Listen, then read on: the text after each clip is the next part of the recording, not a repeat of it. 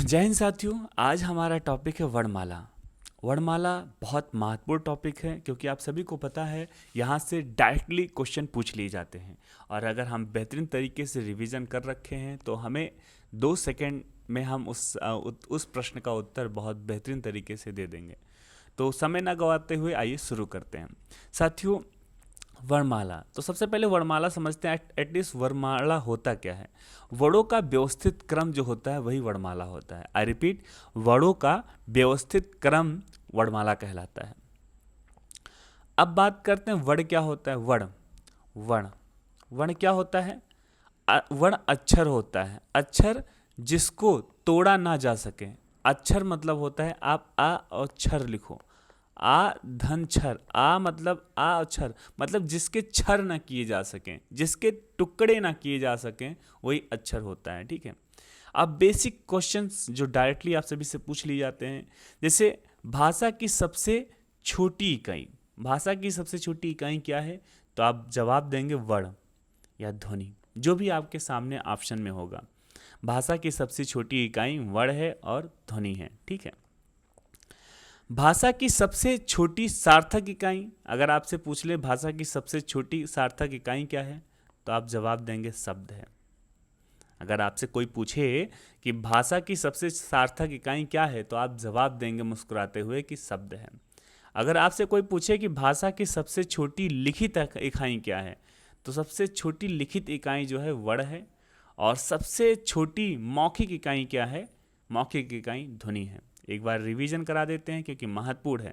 सबसे छोटी इकाई अगर आपसे पूछ ले तो वर्ण या ध्वनि, जो भी आपको लगेगा बता देंगे। सार्थक इकाई, अगर सार्थक इकाई की अगर बात कर लें तो सार्थक इकाई जो होता है वो शब्द होता है और लिखित इकाई जो होती है, सबसे छोटी लिखित इकाई वर्ण होती है और मौखिक इकाई जो होती है वो ध्वनि होती है। ठीक है। अब बात करते हैं वर्ण के भेद। भाई वर्ण की परिभाषा हमने समझ ली, वर्ण को हम लोगों ने बेहतरीन तरीके से समझ लिया। अब उसके भेद को समझते हैं। आप सभी को पता है वर्ण के 2 भेद होते हैं। कौन कौन सा? स्वर और व्यंजन। स्वर को संस्कृत में अच बोलते हैं और व्यंजन को संस्कृत में हल बोलते हैं। ठीक है। ये भी जरूरी है, डायरेक्टली सवाल पूछा जाएगा कि व्यंजन को संस्कृत में क्या कहते हैं, तो आप बेहतरीन तरीके से जवाब देंगे कि व्यंजन को संस्कृत में हल बोलते हैं। ठीक है। अब बात करते हैं स्वर क्या है। जो सभी वर्ण स्वतंत्र रूप से बोले जाएं वही स्वर है। अरे वाह जो भी वर्ण स्वतंत्र रूप से बोले जाएं वो स्वर हैं। फॉर एग्जाम्पल, आ ई उ ऊ री, ए ओ आओ, ये क्या हैं? ये स्वर हैं। ये स्वतंत्र रूप से बोले जाते हैं। इनकी संख्या कितनी है? इनकी संख्या टोटल 11 है। ठीक है। और अंग आहा, ये क्या है? अंग अनुस्वार है और आह विसर्ग है और ये दोनों जो हैं आयोगवाह के श्रेणी में रखे गए हैं। मतलब ये स्वर नहीं है। ठीक है। ये आयोगवाह हैं। अगर यही बात करते हैं अब व्यंजन क्या होता है। जो सभी वर्ण स्वरों की सहायता से बोले जाते हैं उनको व्यंजन कहते हैं। मतलब व्यंजन के लिए स्वर की सहायता जरूरी है। फॉर एग्जाम्पल का लेते हैं और इसका वर्ण विच्छेद करते हैं तो का अगर वर्ण विच्छेद करेंगे तो का हलंत वाला का, और मतलब आपको पता है का में आ छिपा हुआ है, लेकिन जैसे का में हलंत लगाएंगे तो आ दिखाई देने लगेगा, आ अलग हो जाएगा। तो ये आ क्या है? ये स्वर है और स्वरों की सहायता से जो शब्द वर्ण बोला जाता है उसी को व्यंजन बोलते हैं। आई रिपीट क्या समझ गए होगे आप? इतने साधारण शब्दों में आप सभी को समझा रहा हूँ तो क्यों नहीं समझोगे आप? साथियों मैं यही कहूँगा, मेरा मानना है कि आपने वर्णमाला बहुत बेहतरीन तरीके से पढ़ा है। क्लास 3rd से ही स्टार्ट हो जाता है और बहुत बार आपने पढ़ा होगा, तो इसलिए मैं रिवीजन करा रहा हूँ और मेरा मानना है कि अगर आप बेहतरीन रिवीजन कर लेंगे आज तो फिर दोबारा आपको पढ़ने की आवश्यकता नहीं होगी। ठीक है। आप मेरे चैनल को सब्सक्राइब कर लीजिए, फिट मैन विकास। मैं हमेशा बेहतरीन चीज़ें आपको बताता रहता हूं। अगर आप हमारे फिट मैन से जुड़ेंगे तो आपका संपूर्ण विकास होगा, ये आपके भाई का दावा है। ठीक है। अब बात करते हैं स्वर।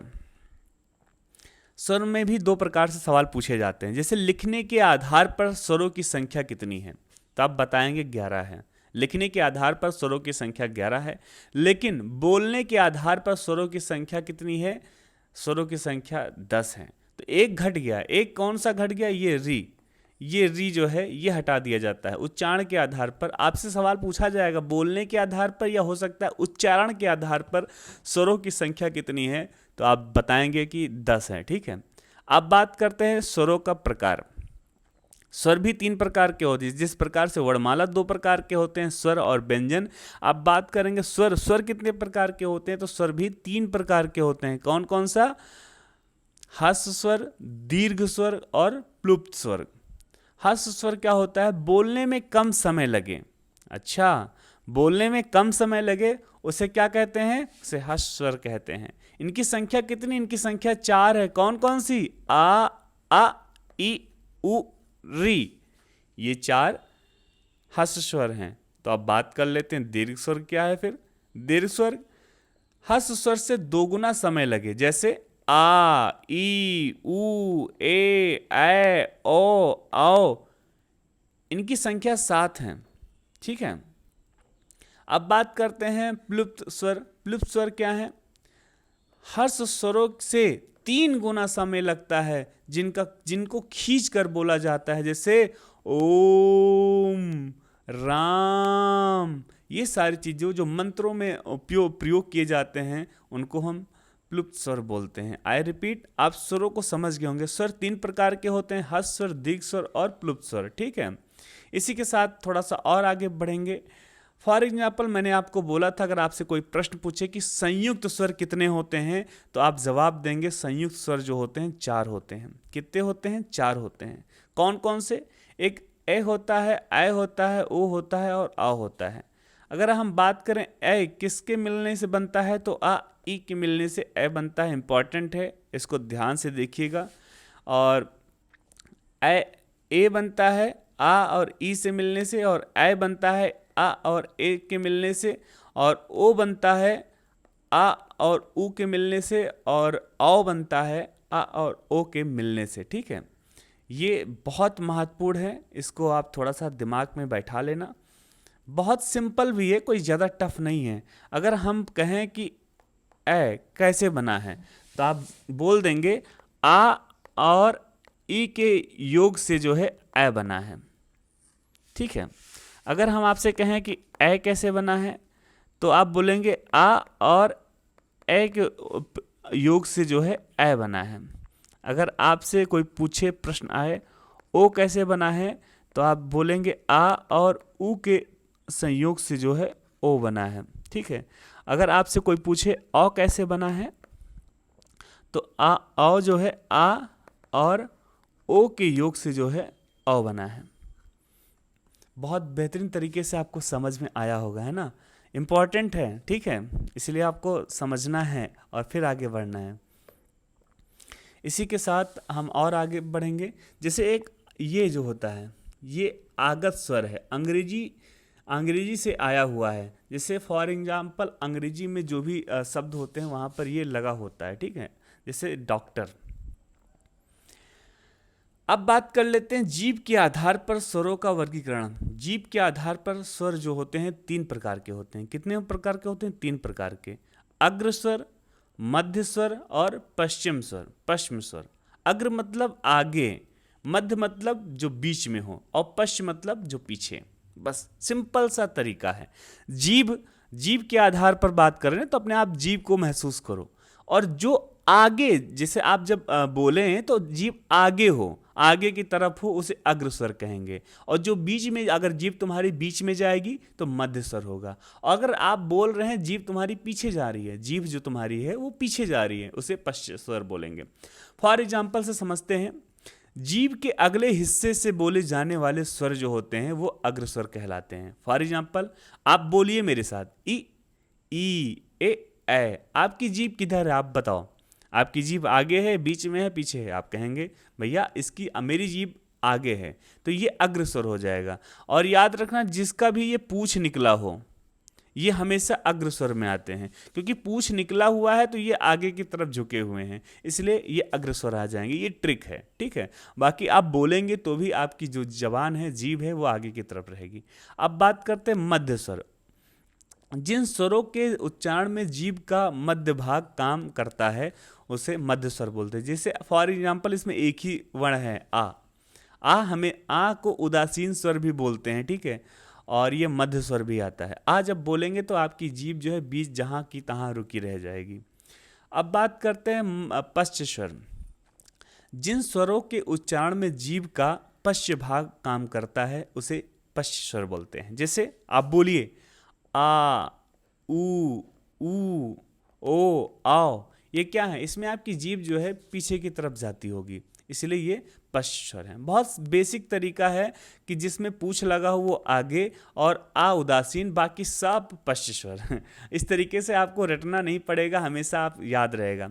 अब बात कर लेते हैं मुख खुलने के आधार पर स्वरों का वर्गीकरण। मुख खुलने के आधार पर स्वर कितने प्रकार के होते हैं? आप प्यार से जवाब देंगे कि 4 प्रकार के होते हैं। तो कौन कौन से होते हैं? समृद्ध स्वर, अर्ध समृद्ध स्वर, विवृत स्वर और अर्ध विवृत स्वर, ठीक है।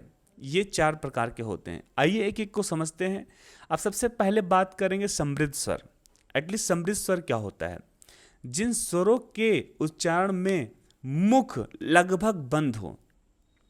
रिपीट कर देता हूं, जिन स्वरों के उच्चारण में मुख लगभग बंद हो उसको समृद्ध स्वर कहते हैं। फॉर एग्जाम्पल ऊ, ई। आप देखे होंगे आपका ओठ जो है थोड़ा सा खुलता होगा, लगभग मुंह आपका बंद रहता है, इसलिए समृद्ध स्वर है। अगर अर्ध समृद्ध को बात करें तो बस जब समृद्ध आप पढ़ लेंगे तो अर्ध समृद्ध भी आपको समझ में आ जाएगा। जिन स्वरों के उच्चारण में मुख आधा बंद हो, मतलब थोड़ा सा आपका मुख खुलेगा, ओ ए, ये क्या है? अब आपका मुंह खुला, ये अर्ध समृद्ध है। इसी के साथ और आगे बढ़ेंगे। विवृत स्वर क्या होता है? जिन स्वरों के उच्चारण में मुख पूरा खुलता है, जैसे आ बोलेंगे तो आपका पूरा मुंह खुलेगा, ये विवृत स्वर है। अब बात करते हैं अर्ध विवृत। वही, जब विवृत आप समझ लेंगे तो अर्ध विवृत खुद ही समझ लेंगे। जिन स्वरों के उच्चारण में मुख आधा हो, जैसे आ, औ, ए, आपका आधा मुंह खुलता है तो ये अर्ध विवृत हो जाएगा। अब हम लोगों ने बहुत बेहतरीन तरीके से मुख खुलने के आधार पर स्वरों का वर्गीकरण पढ़ लिया है। अब थोड़ा सा और नीचे स्क्रॉल करेंगे, हम पढ़ेंगे ओष्ठाकृत के आधार पर वर्गीकरण। ओष्ठाकृत के आधार पर वर्गीकरण मतलब आपके बोलने के ओठ, जो तुम्हारा ओठ है ना, इसके आधार पर वर्गीकरण। इसके आधार पर स्वर जो आपके होते हैं वो 2 प्रकार के होते हैं। एक वृत्तमुखी, मतलब जब आप बोले तब आपका जो ओठ है ना वो गोल हो जाए, ठीक है, और एक होता है अर्धवृत्तमुखी, मतलब गोल ना हो। आवृत्तमुखी, गोल ना हो। जैसे वृत्तमुखी को समझते हैं, ठीक है। जिन स्वरों के उच्चारण में ओठ गोलाकार होता है उसको वृत्तमुखी कहते हैं। फॉर एग्जाम्पल आप बोलिए, जो हम आपके सामने वर्ड रख रहे हैं, ऊ, ओ, औ, ये क्या है? आपका जो ओठ है ना वो गोलाकार हो जाता होगा, ये वृत्तमुखी हो जाएगा। देखो आपको ये वर्णमाला है, आप रटेंगे भूल जाएंगे, इसलिए चीज़ों को फील करते हुए चलिए। जो आप देखिए आपकी दिनचर्या में आप इन वर्डों का प्रयोग करते हैं, ठीक है, तो ज़रूरी होता है कि आप प्रयोग सही तरीके से करें, ताकि जब सही तरीके से करेंगे तो वो हमेशा आपके काम आएगा। ऊ, ओ, आओ। अब बात करते हैं आवृत्तमुखी। आवृत्त का मुखी मतलब जिन स्वरों के उच्चारण में ओठ वृत्तमुखी या गोलाकार नहीं होता है उसको आवृत्तमुखी कहते हैं। आ, ई, ए, इसमें क्या होगा? आपका जो ओठ है वो गोलाकार नहीं बनता होगा, इसलिए ये आवृत्तमुखी हो जाएगा। आप थोड़ा सा और आगे बढ़ते हैं। हम लोगों ने आप बहुत बेहतरीन तरीके से स्वर को समझ लिया है। अब हम लोग व्यंजन की तरफ चलेंगे, क्योंकि ज़रूरी हो जाता है। सबसे ज़्यादा स्वर से सवाल पूछे जाते हैं, इसलिए हमने स्वर का हर एक कोना को कवर करने का प्रयास किया। आई होप आपको भी समझ में आया होगा। अब बात करते हैं स्पर्श व्यंजन। स्पर्श व्यंजन की संख्या कितनी होती है? 25। आपसे सवाल पूछा जाएगा कि स्पर्श व्यंजन की संख्या कितनी है, तो आप हंसते हुए मुस्कुराते हुए तुरंत जवाब देंगे कि 25 है। तो कौन कौन सा है देखते हैं। का, खा, गा, घा, अंगा, चा, छा, जा, झा, इया, टा, ठा, डा, ढा, अड़ा, ता, था, दा, धा, ना, पा, फा, बा, भा, मा। ये 5 वर्ड जो हैं ये स्पर्श व्यंजन के अंतर्गत आते हैं। का वर्ग के अंतर्गत का, खा, गा, घा, अंगा आएगा, ठीक है। चा वर्ग के अंतर्गत चा, छा, जा, झा, इया आएगा। टा वर्ग के अंतर्गत टा, ठा, डा, ढा, अड़ा आएगा।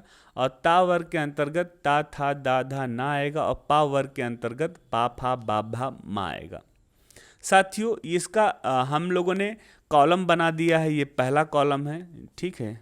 ये दूसरा कॉलम है, ठीक है। ये तीसरा कॉलम है और ये चौथा कॉलम है और ये 5वां कॉलम है। जो 5वां कॉलम है हमारा, ये आप देख लीजिए, ये 5वां कॉलम, इसको हम लोग नासिक व्यंजन बोलते हैं। मतलब हमेशा 5वां जो वर्ड होगा वो नासिक व्यंजन के अंतर्गत आएगा। जैसे अंगा, इया, अड़ा, ना, मा, ये क्या है? ये नासिक व्यंजन है, ठीक है। अब बात कर लेते अंतस्य व्यंजन। अंतस्य व्यंजन ये अंदर से निकलता है। या, रा, ला, वाह। आप बोलिए अंदर से व्यंजन, जो वर्ड अंदर से निकलता है उसी को अंतस्य व्यंजन बोलेंगे। या, रा, ला, वाह आप अंदर से निकालेंगे, ठीक है।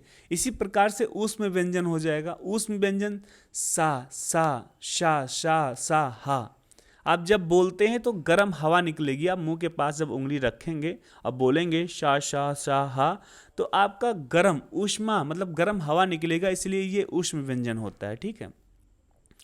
इसी के आधार पर जैसे हमने बोला था स्वर की संख्या कितनी है, तो आपने बोला था स्वर जो है 11 हैं। इसी प्रकार से व्यंजन की संख्या कितनी है, तो टोटल व्यंजन की संख्या 33 है। I repeat 33। व्यंजन की कुल संख्या कितनी है, तो आप बोलेंगे 33 है। यहाँ से भी सवाल डायरेक्टली पूछ लिया जाता है। अब आइए थोड़ा सा रा के रूप को समझते हैं। रा के रूप को समझना जरूरी है। रा के रूप रा के रूप कितने प्रकार से लिखे जा सकते हैं, तो रा के 4 प्रकार से रूप लिखे जा सकते हैं। फॉर एग्जाम्पल कृपा में देखो ये भी रा लगा हुआ है, कृपा में रा लगा हुआ है, तो ये रा का कौन सा रूप है? ये ऋषि रूप है, ये ऋषि वाला रूप है साथियों, ये ऋषि वाला रूप है। अब मात्रा की बात कर लेते हैं। रा सामान्य रूप है, ये रा जो है समान रूप है। मात्रा में ये रा लगा हुआ है, ये रा जो है समान रूप में लगा हुआ है, ठीक है। कर्म में ये रा लगा हुआ है, इसको क्या कहते हैं? ये रैफ रूप है, रैफ रूप, ठीक है। और ये ट्रक में देखो ये नीचे लगा हुआ है, ट्रक में, ये ट्रक में ये हलंत है और ये रा है, ये हलंत है और ये रा है। ट्रक में ये हलंत होता है और ये रा होता है, तो ट्रक में ये जो रा है ये पदेन रूप है। तो आई होप चीज़ों को समझ गए होंगे। जो नीचे होता है, जो नीचे लगा होता है उसे पदेन रूप कहते हैं, जो ऊपर लगा होता है उसको रेफ रूप कहते हैं, और ये समान रूप है, और ये जो है ऋषि वाला रूप है, ठीक है।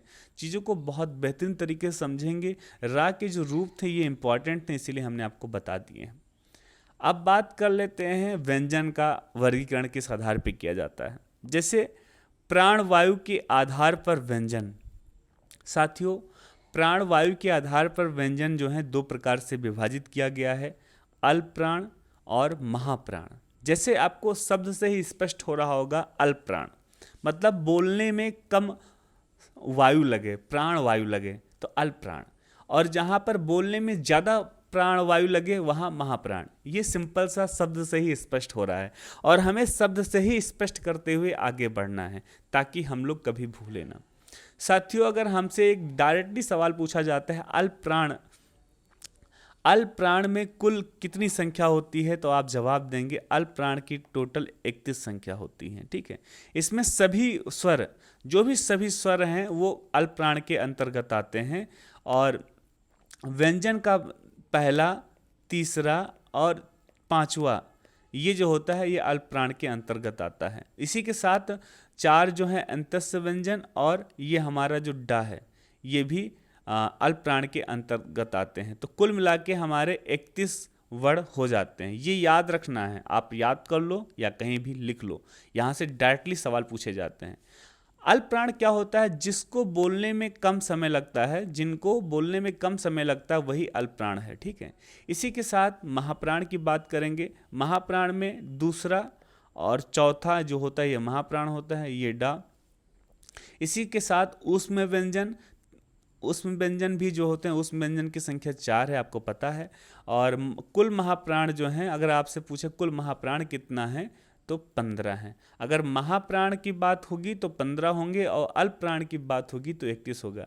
यहाँ पर अपोजिट है, जो महा है उसकी संख्या 15 है, लेकिन जो अल्प है, अल्प अल्प मतलब जो अल्प, अल्प से ही समझ में आता है जो कम हो, ठीक है, अल्पसंख्यक हो, लेकिन यहाँ उल्टा है, उसकी संख्या 31 है। जी याद रखना। फिलहाल आपको जैसे आप अल्प लिखेंगे ना, अल्प प्राण लिखेंगे, अल्प प्राण, तो यहाँ पर ये देखिए ये 3 लिखा हुआ है, 3, इस आधार पे आप ये 31 जो है टिक कर लेना, और महाप्राण 15 तो आपको याद ही रहेगा। बस ये ट्रिक है, बेसिक ट्रिक है। यहाँ देखो ये 3 लिखा हुआ है, 3 लिखा, अल्प प्राण जहाँ लिखे यहाँ 3 लिखा हुआ है, बस आप सोच लेना ये 31, इसकी संख्या 31 होगी, और महाप्राण 15 वो तो याद ही रहेगी, ठीक है।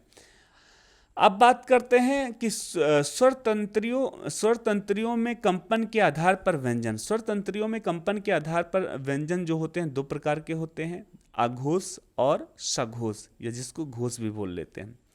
जरूरी हो जाता है इसको समझना। सबसे पहले आघोष को समझेंगे। जिसको बोलने में स्वर तंत्रिका कंपन ना करे वो आघोष वर्ण कहलाते हैं। आई रिपीट, जिनको बोलने में स्वर तंत्रियां कंपन ना करें अघोष वर्ण कहलाते हैं। पहला और दूसरा हमने यहाँ कॉलम बनाए हैं, देखिए आप ऊपर ये कॉलम हमने बना रखा है। इसको जब आप कॉपी में ड्रॉ करेंगे, जब कॉपी में आप स्वयं कॉलम बनाएंगे, उसके बाद में चीज़ों को पढ़ते हुए फील करते हुए आगे बढ़ेंगे, आपको सच बता रहा हूँ शानदार मज़ा आएगा, ठीक है। आघोष की बात कर रहा था, पहला और दूसरा कॉलम, उसी के साथ साथ शा और सा, ये कुल मिलाकर आघोष की संख्या जो हो जाएगी 13 हो जाएगा, ठीक है। आपसे पूछा जाएगा आघोष की संख्या कितनी है, तो आप आघोष की संख्या 13 बताएंगे। और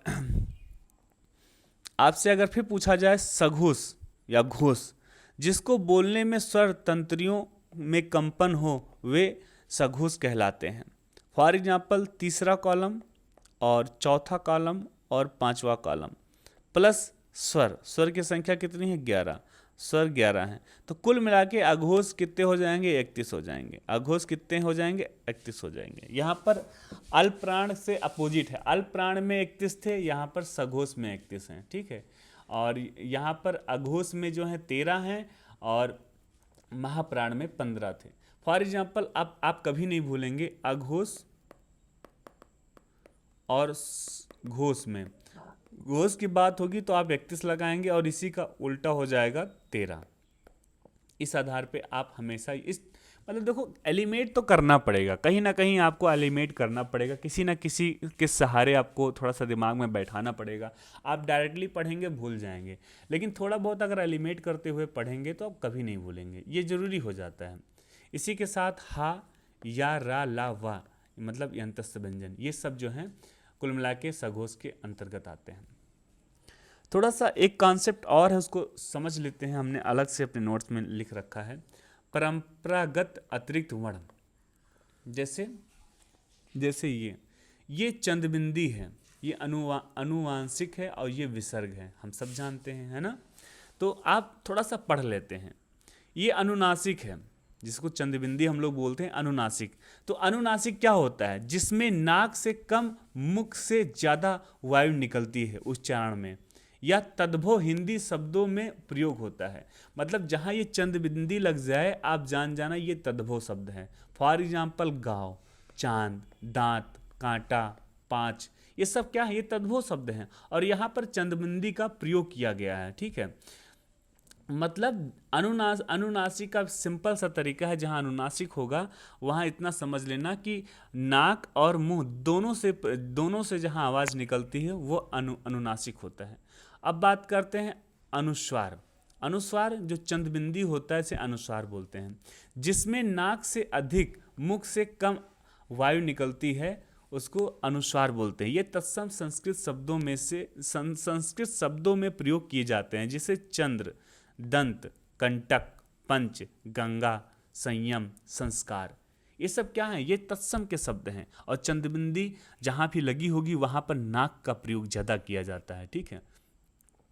इसी के साथ साथ अगर बात करेंगे, ये विसर्ग है, आप सब जानते हैं, कई बार पढ़े हैं, इसका इस्तेमाल भी आप हमेशा अपने जीवन में करते हैं। संस्कृत के शब्दों में स्वर के बाद प्रयोग होता है, ठीक है, जैसे प्रातः, अतः, दुख, प्रातः काल, ये सब क्या है, विसर्ग है। अब थोड़ा सा उच्चारण स्थान को समझ लेते हैं। जैसे आप सभी को पता है, का वर्ग जो होता है कंठ होता है, चा वर्ग जो होता है तालव्य होता है, टा वर्ग जो होता है मूर्धन्य होता है, और ता वर्ग जो होता है दंत्य होता है, और पा वर्ग जो होता है ओष्ठ होता है। बहुत महत्वपूर्ण है भाई, यहीं से सवाल तो बनता है, तो इसलिए इसको अच्छे तरीके से समझेंगे और हाँ, अभ्यास करते हुए चलेंगे। अभ्यास करने का मतलब है कि बोलते हुए चलेंगे। जैसे का वर्ग जो होता है कंठ होता है। कंठ कहाँ है, आप अपने गले में छुएंगे, जो बाहर की तरफ एक गोली की तरीके से, गिल्टी की तरीके से बाहर जो थोड़ा सा उभरा हुआ होगा, उसी को कंठ कहते हैं। उसको आप टच करो अपने हाथ से। उसके बाद में आप का वर्ग के वर्ड जो हैं इनको रिपीट करो। का, खा, गा, घा, अंगा। का, खा, गा, घा, अंगा। कहाँ आपके आवाज जो है कंठ से निकल रहा है ना, निकल रहा है ना, हाँ निकल रहा है, सब कह रहे हैं हाँ निकल रहा है। तो ये क्या है, ये कंठ है। का, खा, गा, घा, अंगा। इसी के साथ साथ कुछ और शब्द हैं, जैसे आ, आप आ बोलेंगे वो भी कंठ से ही निकल रहा है, आ कंठ से निकल रहा है, हा कंठ से निकल रहा है। विसर्ग में आहा, आहा कंठ से निकल रहा है। तो ये सब क्या है, ये कंठ से निकल रहे हैं, इसलिए ये का वर्ग तथा आ हा विसर्ग आ में आहा, ये सब जो है कंठ वर्ग, कंठ के अंतर्गत आ जाएंगे। अब बात करते हैं चा वर्ग, ताल। ताल मतलब जीभ का जो ऊपर का हिस्सा होता है, इसे ताल बोलते हैं। ताल आपकी सीधे जीभ जो है ऊपर वाले तलुए में चिपक जाए, वो ताल हो जाएगा। जैसे चा वर्ग, चा में आप बोलिए चा, छा, जा, झा, इया। आपकी सीधी जीभ जो होती है ऊपर जाके तलुए में चिपक जाती हो, इसीलिए ताल हो जाएगा। आप बोलिए भाई, बोलिए चा, छा, जा, झा, इया। ई, या और सा, ये सब क्या है, ये ताल व्यंजन के अंतर्गत आएंगे। अब बात करते हैं मूर्धन्य, टा वर्ग। मूर्धन्य मतलब होता है जब आपकी जीभ थोड़ी सी फोल्ड हो जाए, मतलब थोड़ा सा मुड़ जाए अपने स्थान पे। जैसे आप बोलेंगे टा, ठा, डा, ढा, अड़ा। आप बोलिए टा, ठा। आप जब भी टा, ठा, डा, ढा बोलेंगे तो आपको जीभ मोड़ के बोलना होगा ना, आप ऑटोमेटिक जीभ मोड़ के बोलते हैं, जीभ को फोल्ड कर लेते हैं। तो वहाँ जैसे आप फोल्ड करेंगे वहाँ आपका मूर्धन्य हो जाएगा, ठीक है। फॉर एग्जाम्पल कुछ और हैं, जैसे री, शा। इसमें ये सब जो वर्ड हैं ये हमेशा जीभ फोल्ड करके बोले जाते हैं, इस आधार पे ये मूर्धन्य हो जाएगा। अब ता वर्ग बात करते हैं। ता और टा में फ़र्क होता है। एक टा जो होता है ये मूर्धन्य होता है, जीभ फोल्ड होती है, और ये ता होता है ये सीधे दांत पे टच होता है, इसलिए दंत बोलते हैं।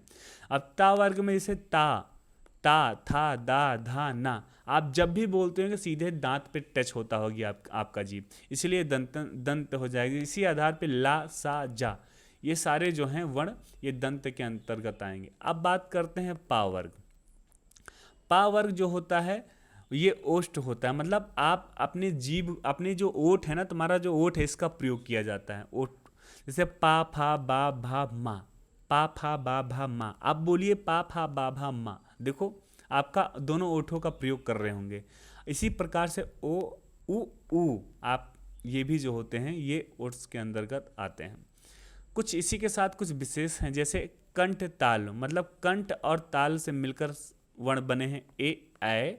ये जो होता है ए जो होता है ये आ और ई के मिलन से बनता है, आप सभी को पता है। आ जो होता है ये कंठ होता है, और ई जो होता है ये ताल होता है। ये देखिए आ और ई, आ जो है ये कंठ में है और ई जो है ताल में होता है। तो आ और ई मिलकर जो होता है कंठ ताल का निर्माण करता है। इस आधार पर ए और ए जो होगा ये कंठ ताल के अंतर्गत आएगा। कंठोष्ठ मतलब आप देखिए आ और उ, आ जो है ये कंठ है, उ जो है ये ये ओट्स हैं, इसके ओठों का प्रयोग करके उ बोला जाता है। इस आधार पर जब दोनों का संयोग होगा ओ और आओ ये कंठोष्ठ हो जाएगा। दंतोष्ठ व और फा होता है, और नासिक व्यंजन मैंने आप सभी को बता दिया था, ठीक है, बहुत बेहतरीन तरीके से। अब आगे बढ़ेंगे, थोड़ा सा वर्णमाला का क्रम को समझते हैं, ये इम्पॉर्टेंट है, बहुत इम्पॉर्टेंट है, इसको है आप डबल स्टार दे दीजिए, ठीक है। वर्णमाला का क्रम क्या है? वर्णमाला का क्रम, जैसे स्वर से बात करेंगे, स्वर में क्रम क्या है? सबसे पहले अंग, फिर ये वाला आगत स्वर आएगा, फिर आहा आएगा, ठीक है, फिर आ आएगा, आ ई उ री ए ऐ ओ आओ। इस प्रकार से हम आगे बढ़ेंगे, ठीक है। सबसे पहले अंगबुंदी आती है ये, फिर आगत आता है, फिर आहा आता है, और उसके बाद में आ आता है, ठीक है। इस प्रकार से आप आगे बढ़ेंगे, ये क्रम आपको दिमाग में बैठा लेना है, ठीक है। बात करते हैं व्यंजन का क्रम क्या है। व्यंजन का क्रम आप देख लीजिए, का के साथ छा भी अभी आगे बताएंगे, आपको समझ में आ जाएगा। खा गा घा अंगा, चा छा जा, फिर यहाँ ज्ञा भी आ जाएगा, जहाँ इया टा ठा डा, यहाँ ये वाला डा आएगा, और डा ये भी डा आएगी, इसे द्विगुण व्यंजन बोलते हैं। डा ता त्रा, था दा धा ना, पा फा बा भा मा, या रा ला वा, और सा त्रा सा हा। ये व्यंजन का क्रम है, ठीक है। जब आप अभ्यास करेंगे, लिखेंगे, चीज़ों को खुद ब खुद समझ जाएंगे। अब बात करते हैं जाति के आधार पर स्वरों का वर्गीकरण। लो, जाति के आधार पर स्वरों का वर्गीकरण जो है जात के आधार पर भी किया जाता है। जैसे एक सजातीय होता है, एक विजातीय होता है। सजातीय मतलब होता है उनका खुद की अपनी एक जाति हो, और विजातीय मतलब होता है जिनकी कोई जाति ना हो।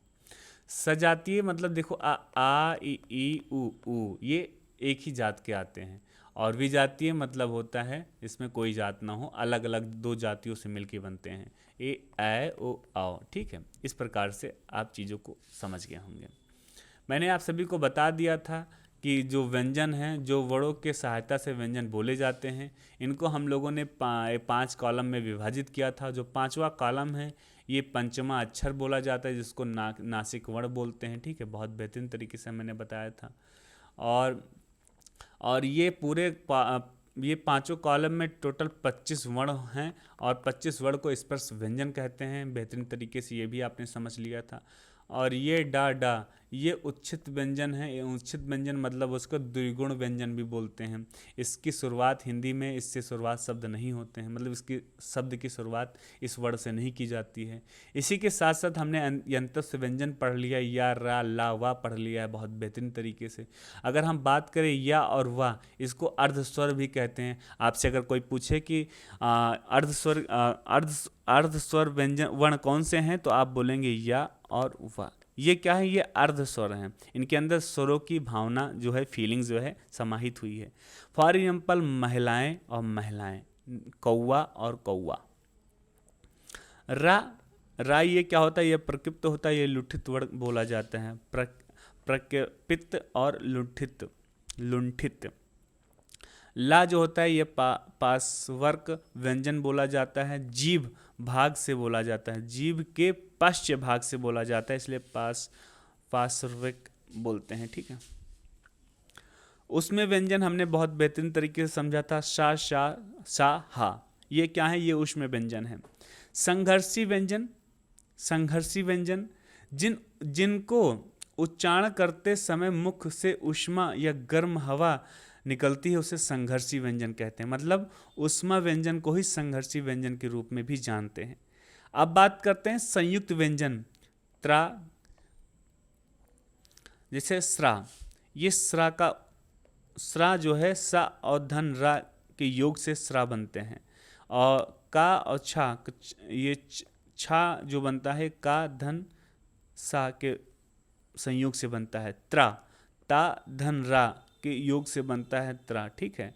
और ज्या होता है, ये जा और जा, ठीक है। इस प्रकार से जो है संयुक्त व्यंजन की संख्या टोटल 4 है। आपसे कोई पूछेगा संयुक्त व्यंजन कितने हैं? 4 हैं। संयुक्त स्वर कितने हैं? 4 हैं। दोनों ये देखिए, संयुक्त स्वर जो हैं 4 है, मैंने आप सभी को बता दिया था। इसका योग इसके योग से बनेगा, ये इसके योग से बनेगा, ये इसके योग से बनेगा और ये इसके योग से बनेगा। बहुत बेहतरीन तरीके से हमने आपको समझाया है।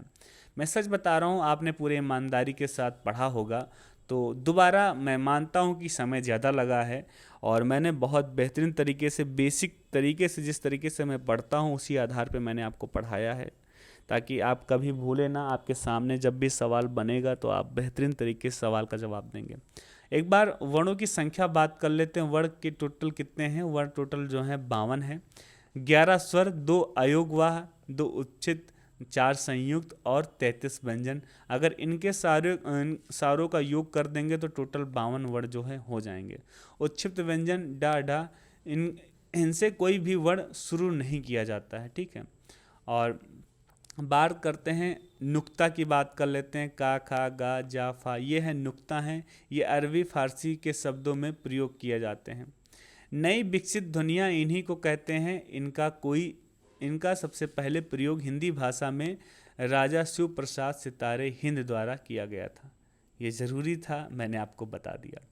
इसी के साथ ये वीडियो मेरा समाप्त होता है। आई होप आपको समझ में आया होगा। वीडियो अच्छी लगी हो तो लाइक करना। मैं चाहता हूँ आप कमेंट में मुझे बताएं कि आप कौन सा टॉपिक आप पढ़ना चाहते हैं। कमेंट करना, मैं वही टॉपिक का रिवीजन करवा दूंगा, ठीक है।